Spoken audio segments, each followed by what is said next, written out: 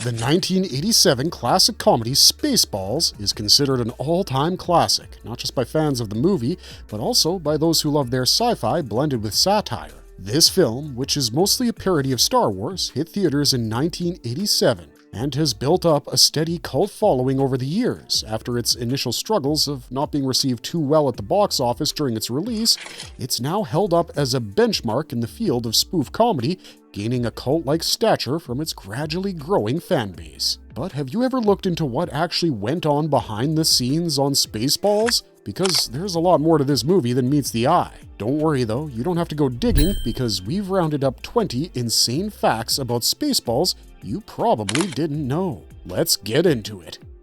Spaceballs the t-shirt! Spaceballs the coloring book! Spaceballs the... Star Wars Extended Universe? If you've got a sharp eye for noticing the little details in films, you might have noticed a familiar sight in Spaceballs. You can catch the iconic Millennium Falcon from Star Wars making a very subtle appearance parked outside Gus's Galaxy Grill among a few other space vehicles. This isn't just a random Easter egg, but a cheeky nod to George Lucas's good humor. It's also a way for Mel Brooks to pay homage to the franchise that inspired Spaceballs so much. This tiny addition has even gone on to spark numerous fan theories, with many believing that it could be an unofficial confirmation that the Spaceballs and Star Wars universes might actually be connected in some ways. Now we will show her who is in charge. The Fake Merchandise Masterclass. Mel Brooks initially had some jitters about parodying Star Wars.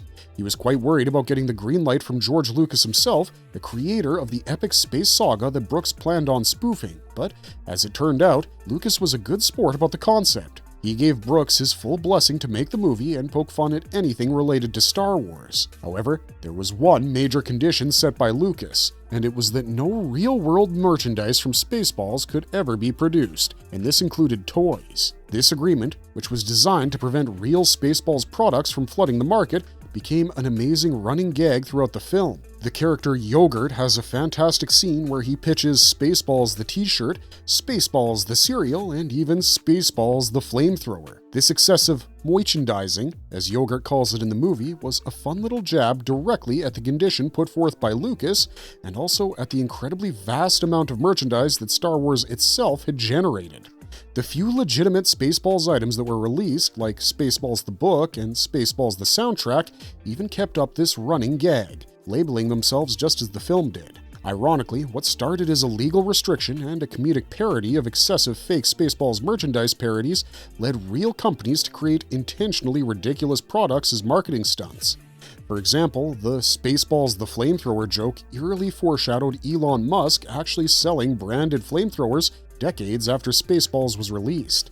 It is also said that marketing students are now taught these fake merchandise scenes as examples of anti-advertising that cleverly end up becoming advertising itself. Mel Brooks accidentally invented a new form of product placement by making fun of product placement itself. Companies now even pay consultants and ad agencies to create parody marketing in the style of Spaceballs, which generates buzz by being self-aware and still proceeding to ridicule itself. These fake products from the movie were often funnier and more memorable than most real advertising campaigns from 1987, proving that Spaceballs' legendary impact even extended to marketing philosophy.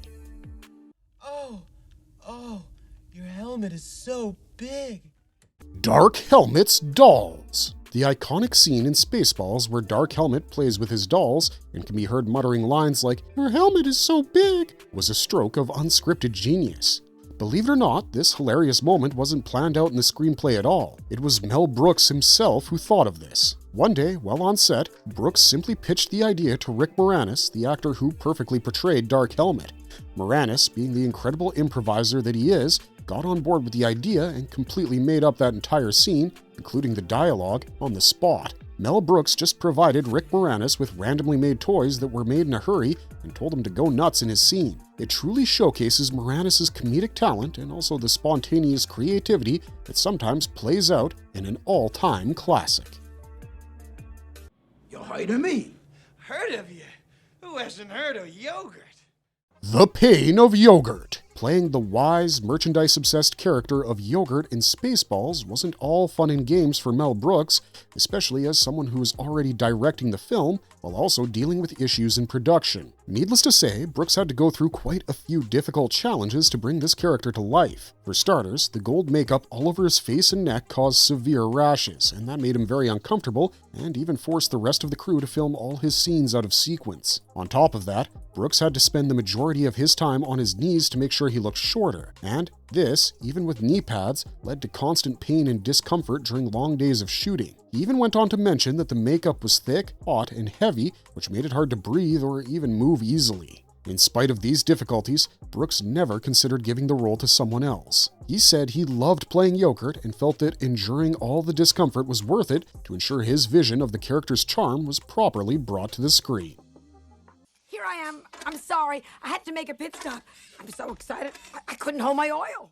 The body and voice of Dot. The hilarious robot Dot Matrix, a parody of C-3PO from the Star Wars movies, had two talented individuals bringing her to life in Spaceballs. Her easily recognizable voice belonged to none other than the legendary stand-up comedian Joan Rivers. Intriguingly, Rivers wasn't the one inside the suit. The demanding physical performance was carried out by mime artist Laureen Yarnell, and what's even more fascinating is that Rivers and Yarnell never even actually met during the entirety of the production phase of the movie. Rivers recorded all of Dot Matrix's dialogue in post-production and essentially did a gag dub over the completed footage. This even allowed her to perfectly time her witty lines as per the droid's movements. As a matter of fact, Dot Matrix's facial design was even somewhat inspired by Joan Rivers.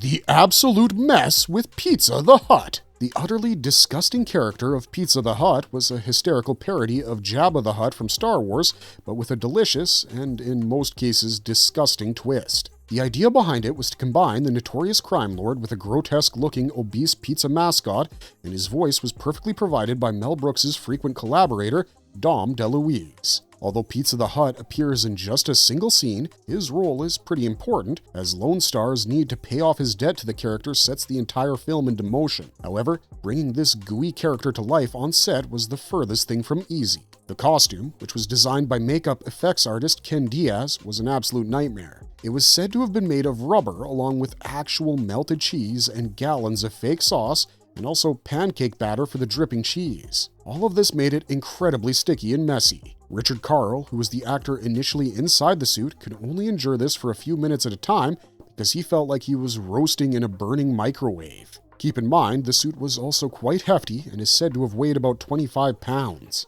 After each brief scene, the crew had to spend hours just scraping goo and sauce from the set and the costume itself. The smell was reportedly disgustingly pungent, almost like rotten pizza baking in the sun, and it even made some of the crew members gag. All of this just goes to show how uncomfortable the suit was in every sense of the word. So much so that when the scene later needed to be reshot, Richard Carle outright refused to put it back on. It was then the special effects artist Rick Lazzarini who stepped in and took over the so-called mozzarella mantle for the reshoots, while Dom DeLuise's voice remained. So, next time there's a talk about the struggles of playing a challenging role in a film, don't forget the incredible execution of Pizza the Hutt. The Jam. The infamous jammed radar scene from the movie, in which Dark Helmet is seen discovering that their radar has been covered in sticky raspberry jam, caused some headaches in real time during filming. While it looked hilarious on screen, especially with the improvised line, "There's only one man who would dare give me the raspberry," this gag led to significant delays. Mel Brooks insisted on actually using raspberry jam for the scene and believed that artificial substitutes wouldn't splatter well or would fail to look as comically effective. It was this stubbornness to authenticity that came with a sticky price. The real jam was very thick and gooey, and when it was coated all over the radar equipment, it did more than just look funny. It clogged up the vents and buttons of the machines, and this mess was so bad that the filming had to be paused every now and then just so the crew could carefully clean out the equipment before shooting could resume. That said, it did result in one of the film's more memorable visual gags, even though it came at a messy and rather gooey price, especially for the production team. Winslow over an audio department. One of Spaceballs' most impressive stories from behind the scenes involves Michael Winslow, the actor who plays the radar technician. Winslow was famous for his vocal sound effects from the iconic Police Academy films, and in Spaceballs, he showcased this crazy talent of his, but to an even more astonishing degree.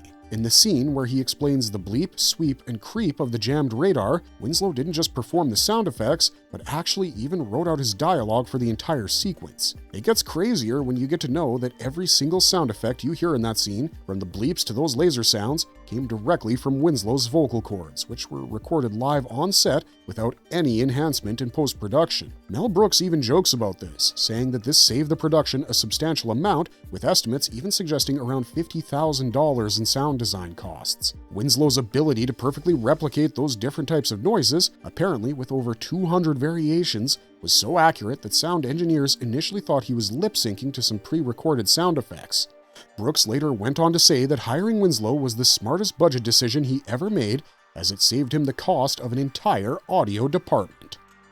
No Starr for Lone Starr. Before Bill Pullman embodied the role of Lone Starr in the film, several other well-known actors were considered. The studio, in particular, had its eyes on big Hollywood names like Tom Hanks or Tom Cruise for the lead role. However, Mel Brooks had a unique vision and preference for Lone Starr. He believed that if a Tom starred in the movie, it would become a Tom movie rather than being a true parody, and could end up shifting the focus away from the humor. Interestingly, James Caan was almost an early choice for the part, but unfortunately he was dealing with personal challenges at the time that made casting him difficult, particularly due to insurance costs. Instead, Brooks, after seeing a then relatively unknown actor called Bill Pullman perform the play Barabbas, was convinced that he was the right fit for the character. Soon enough, Pullman was brought on board. Now, despite Lone Starr being a parody of both Luke Skywalker and Han Solo, Pullman later revealed that he hadn't even watched the original Star Wars before filming and believed that it wasn't too important for his performance. Bear in mind, this was only Pullman's second role in films, so casting him was a bit of a dark horse choice that ultimately paid off wonderfully. And it's also said that it was his serious portrayal of Lone Starr that helped balance the film's slapstick and absurd humor in the midst of all the chaos during production and shoots.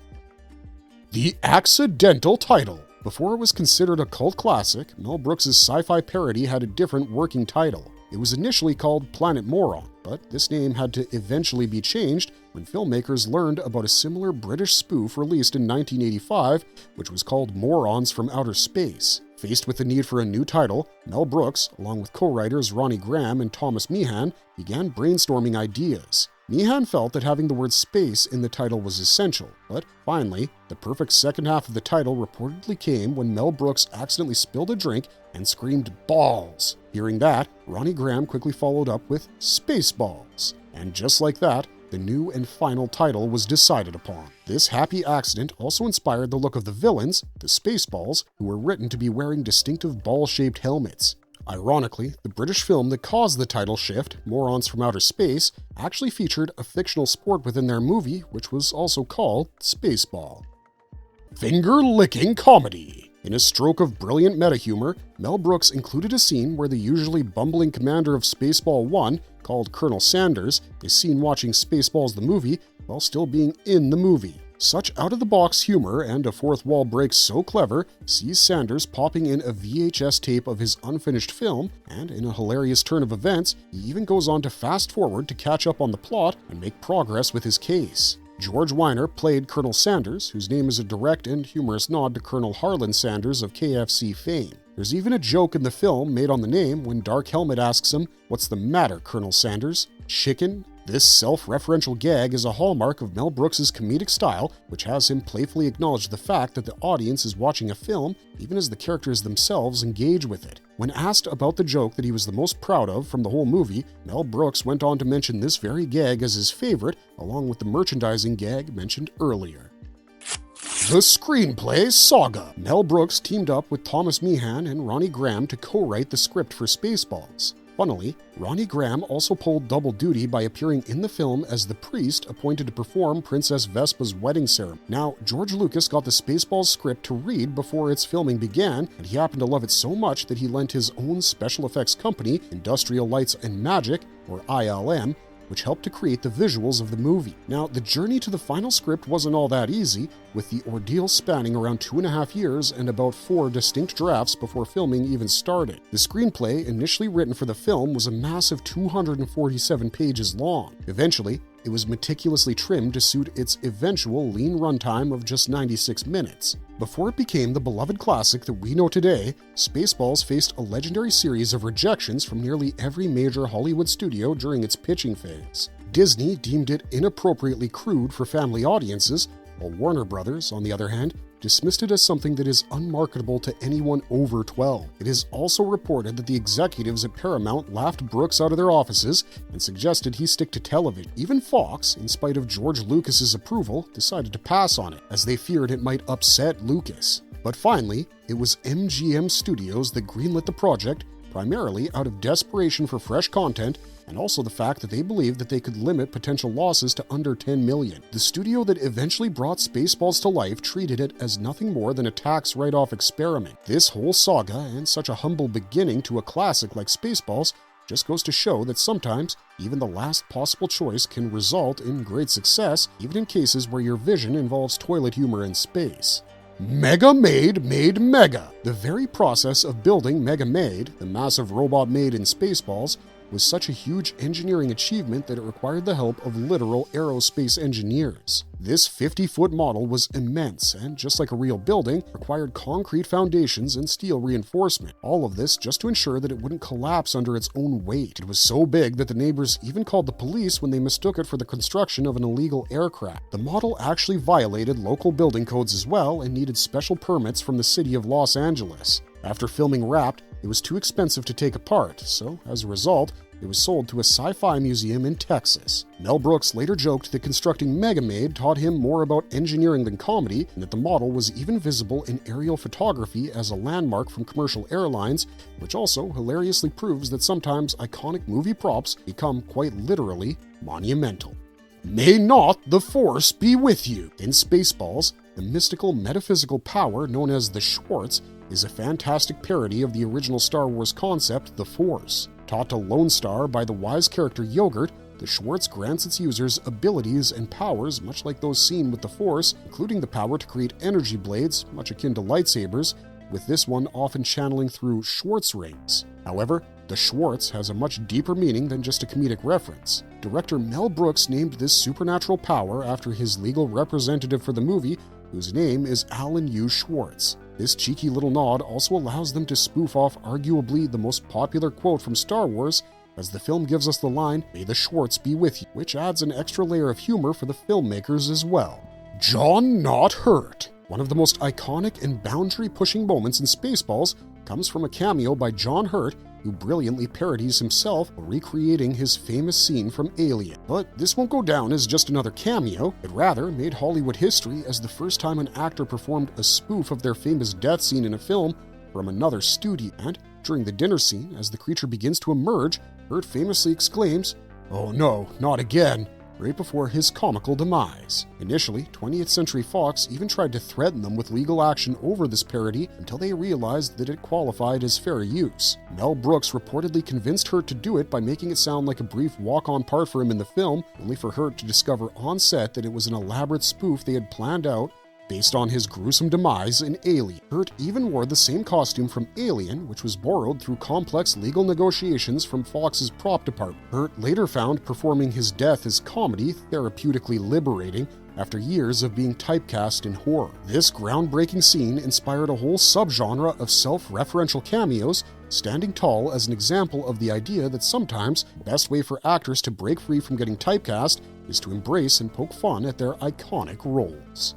The sound of Spaceballs. The iconic and incredibly catchy Spaceballs theme song, which perfectly captures the silliness and the goofy spirit of the movie, was almost an afterthought. It wasn't even part of the original plan during filming. It was only after the entire film was shot, director Mel Brooks realized something important was missing, and that was a fun, ridiculous tune to tie everything together. So Brooks turned to his trusted composer, John Morris, and gave him the challenging task of creating a catchy theme song in just a few days. Morris didn't have much time, but he got creative with his process. Instead of a real band, they assembled a group of studio musicians to pretend to be a wacky rock. This fake band recorded the music while Brooks and Morris constantly rewrote the lyrics, crammed in last-minute jokes to match the film's outrageous style of humor. And in spite of being hastily improvised, the song's playful vibe became a beloved highlight, as it seemed to be perfectly suited to the movie's parody and slapstick nature. This is another instance of Mel Brooks's spontaneous creativity, and on this occasion, his innovativeness even under pressure. Mel Brooks versus Nazis. Mel Brooks, the mastermind behind Spaceballs, has a long and entertaining history of humorously taking down Nazis in his work. He once even famously directed a play called Springtime for Hitler. He also often pokes fun at the theatrics of Nazi propaganda, and he sometimes mimics the choreography from films like Leni Riefenstahl's Triumph of the Will. And in Spaceballs, this comedic jab continues from Mel Brooks's end. In the movie, you might spot a subtle detail. That is, in one scene, the stuntman for Princess Vespa is seen briefly sporting a Hitler-style mustache, a look that has understandably dwindled in the world of fashion due to its infamous association. In another instance, the Dinks, those tiny alien helpers, be heard humming the Colonel Boogie March. This very tune gained popularity during World War II, and Allied soldiers created satirical lyrics about Nazi leaders. Those lyrics had insulting lines like "Hitler has only got one ball" and so on. This march was also famously featured in The Bridge on the River Kwai as a symbol of rebellion, which makes its inclusion in a film like Spaceballs yet another instance of cleverly scripted anti-Nazi mockery. The ultimate parody! While Spaceballs is undeniably a great Star Wars parody, the genius of Mel Brooks doesn't stop there. He added in a hilarious set of references to several other classic films, create a whole fusion of cinematic spoofs. For instance, Spaceballs pays homage to the iconic ending of the movie Planet of the Apes, when the head of Maid crash lands on a beach that's shown to be inhabited by apes, which mirrors Charlton Heston's shocking discovery in the original film. And then you've got the characters of Lone Star, Barf, Princess Vespa, and Dot Matrix, who even cheekily parody the main characters from The Wizard of Oz, especially when they meet Yogurt, Vespa as Dorothy, Dot Matrix as the Tin Woodsman, Barf as the Cowardly Lion, and Lone Star as the Scarecrow. Even giant robots get a nod, as Spaceball 1 can transform like the popular Transformers characters. And don't forget Star Trek, which gets parodied with President Scroob's use of a teleporter, and also the character of Snotty, which was an obvious spoof of Scotty. All of this makes it clear that Spaceballs amalgamated a wide variety of classics in its comedic homage to much beloved sci-fi and fantasy cinema classics. The Spaceballs novel. Well, the movie is an all-time classic. There is also a novelization titled Spaceballs the Book, which was released on June 1st, 1987. It was penned by R.L. Stein under the pseudonym Jovial Bob Stein, along with the writers of the film, Mel Brooks, Thomas Meehan, and Ronnie Graham. This book isn't just a simple retelling either. It takes some creative liberties by adding twists to characters and even explaining a few things the film left ambiguous. You can even find some differences between the dialogue in the novel and the film, mainly for those lines with profanities getting replaced. Some new information that readers can gain about the Spaceballs world from the novel is that it reveals the names of the tiny dinks as Rinky, Blinky, Stinky, Pinky, Finky, and Winky Dink. A fun little bit of trivia from the film would be that one of the dinks was played by Tony Cox, who also played an Ewok in Return of the Jedi. The book also expands on classic jokes like the radar jam scene, with Dark Helmet adding, "Lone Star, he knows I'm allergic to raspberries." Maid even gets one line to say, "I don't do windows." And in a running gag, whenever Barf scratches himself, the other characters often ask if he has fleas. Intriguingly, the lightsaber duel is significantly shortened in the novel. The anticipated sequel. For decades, fans of Spaceballs have chuckled at the film's self-aware final gag, where it teases a sequel titled Spaceballs 2, The Search for More Money. This also acts as a humorous jab at Hollywood's obsession with sequels, as this even went on to become an enduring joke among fans and within the industry itself, and it still stands true today. For years, the idea of a sequel seemed unlikely, mainly because Mel Brooks once stated that he would only consider making the sequel if Rick Moranis, who portrayed the iconic Dark Helmet, decided to return from his retirement. However, Moranis has primarily stepped away from acting to commit more time to raising his children, and hence, this put the talks for a sequel on an indefinite pause. But, in spite of the hurdles, the idea of Spaceballs 2 never fully died. Over the years, multiple script drafts were quietly written and then shelved. Then, finally, in June 2024, the tides began to turn. A sequel to Spaceballs was officially announced, with Mel Brooks on board to produce the film alongside Josh Gad.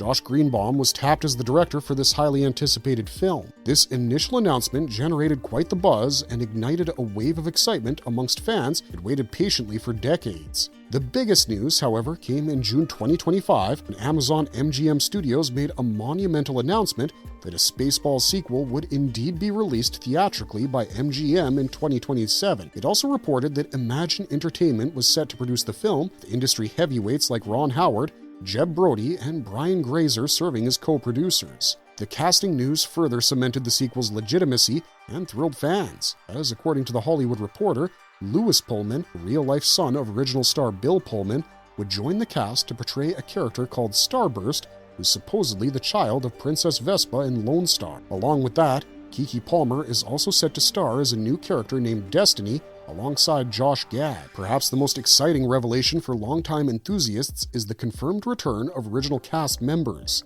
Deadline Hollywood reported that both Rick Moranis and Bill Pullman would be taking over their legendary roles as Dark Helmet and Lone Star respectively, and along with that, we had the Wrap also confirm that Daphne Zuniga will be back as Princess Vespa as well. And most importantly, as a delightful bonus for fans, Mel Brooks himself is said to be reprising his beloved roles like Yogurt and even President Screw. With so many of the original stars returning, it seems that Spaceballs 2 is finally ready to launch into hyperspace in 2027, much to the anticipation of the fans of the original Spaceballs.